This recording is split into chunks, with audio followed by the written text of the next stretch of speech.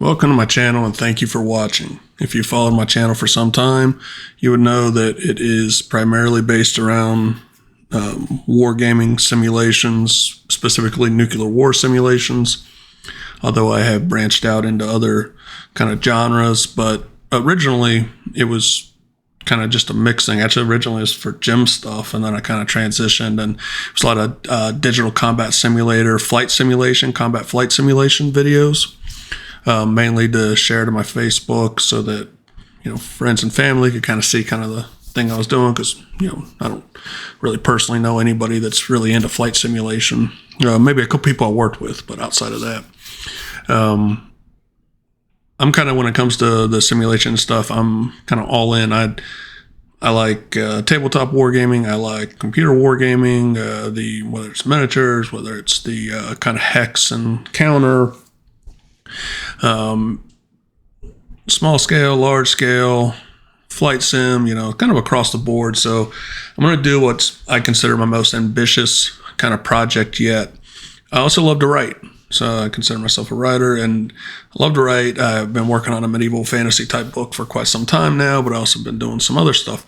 One of the projects I started a little while back, which I have didn't finish, but I was doing a tabletop board war game called Next War Korea. And alongside it, I was doing these kind of short stories to go along with it. I've decided now to do this. The game GMT Games had come out with the Next War Iran.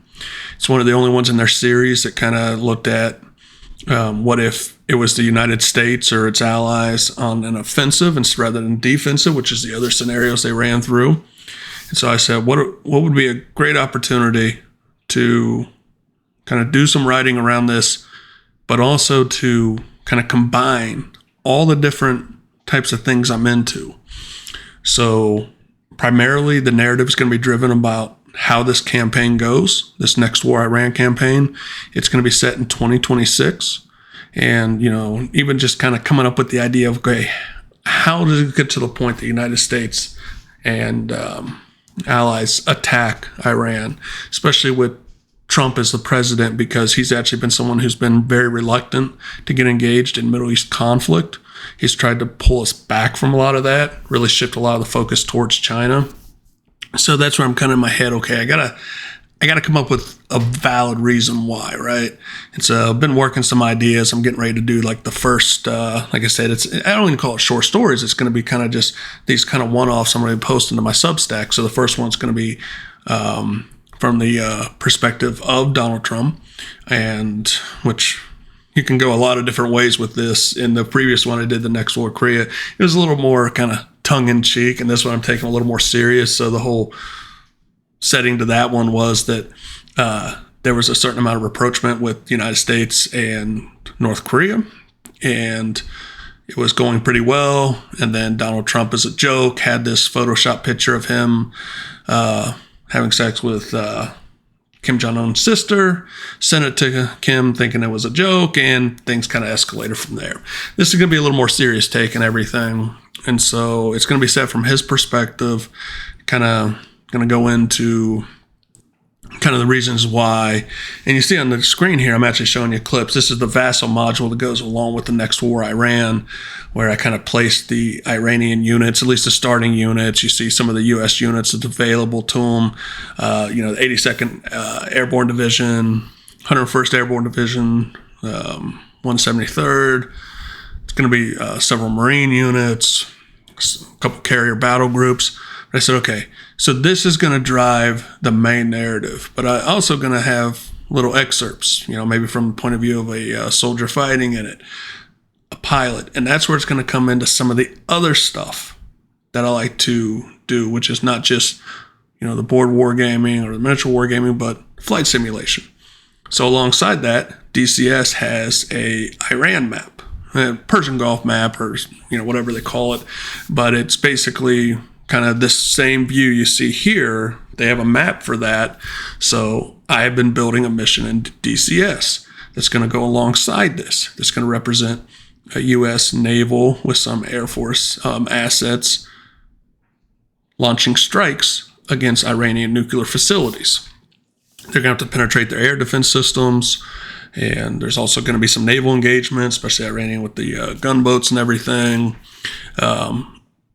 It's not going to dictate necessarily how the story goes, but it'll dictate more like an individual. So you see here, this is a digital combat simulator here where I'm kind of been working on this mission and letting the AI kind of run through some of it.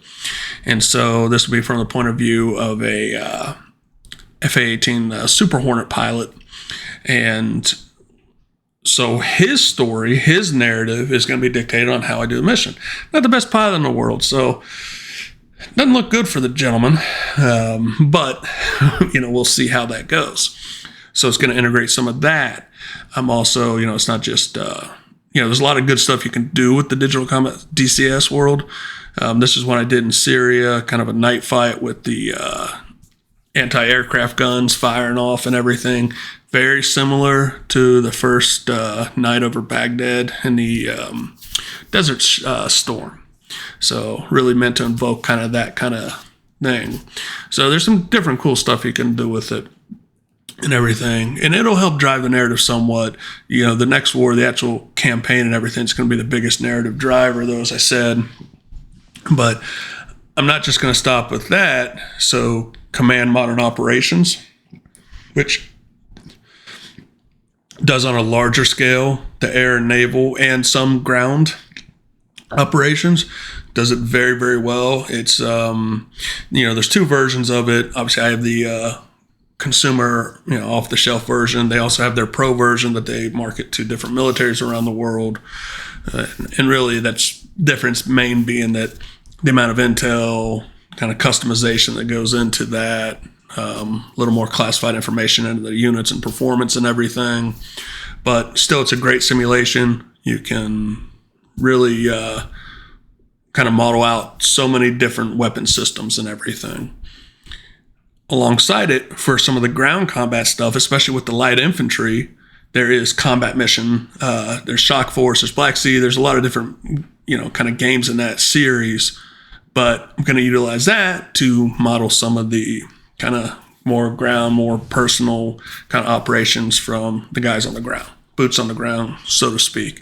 They don't have one specific to Iran, but Shock Force 2, which was set in Syria, which, weird thing that they've kind of predicted a lot of conflicts before they've happened in the combat mission series. But I'm going to utilize that to kind of represent in place. So you see some footage of that in this video and whatnot. So that's where it comes into different people's different perspectives. And there may even be perspectives from the other side. I struggle with that a little bit more because I feel like to write, you have to be at least somewhat authentic. And for me to be able to write from a person who's Iranian, lives in Iran, would be very, very difficult. So if I do it, it had to be at least with the acknowledgement that it's an American's perspective of what they might think, what they might say, and I've had conversations with colleagues of Iranian descent. We talked about different Middle East conflicts and everything, but it's nowhere near the same as somebody that's actually there, or even that person who, who's been in the United States for several years, still their perspective. And so I'm not going to kind of pretend like I can do that to a high level. That's the benefit of writing like a fantasy book. You don't have to worry about things like that. But from a, kind of a real life perspective, I think that's the thing I struggled with, was trying to write from the perspective of like North Koreans. And that was something that I found very difficult doing the prior book. And feeling like doing the other series and stuff. So most of mine are going to come from, American or British perspective. In this scenario, there's certain assumptions and everything. This one will be that the United Kingdom and the Commonwealth nations are supporting the United States in this strikes. Russia is going to be supporting Iran on a kind of a supply level, maybe some special operations level, but it's going to be a very low level. It's not going to be a full intervention. Big reason being that in this scenario, Russia is still tied up in Ukraine. So in this kind of way, I'm kind of visioning this out. The Ukraine conflict is continuing to drag out. They're not in a position to give like a full intervention. And China will provide some kind of supply, and some cyber. The one thing from the Russian and the Chinese side will be some cyber, offensive cyber operations. So again, this next war kind of models a multi-domain conflict. It's got cyber, air, sea, so it is going to involve some of that, and that'll be with them supporting Iran. Also in this scenario, this is where it could come into the nuclear war simulator, back to my kind of bread and butter. This is going to model out that they have some limited atomic weapons at this point, and that even from the United States perspective, it wouldn't be off the table, especially if Iran were to deploy some, whether against U.S. forces, against Israel, any number of possibilities. So it'll be interesting to see how this goes. So if you like my other videos, you enjoyed my content, I would highly suggest kind of stay tuned. This is going to be separate. I'm still going to do my simulations and everything, but you'll see some of this videos come out to go alongside with this. And I hope people enjoy it. Check it out and appreciate it. Thanks, everybody. Have a great day.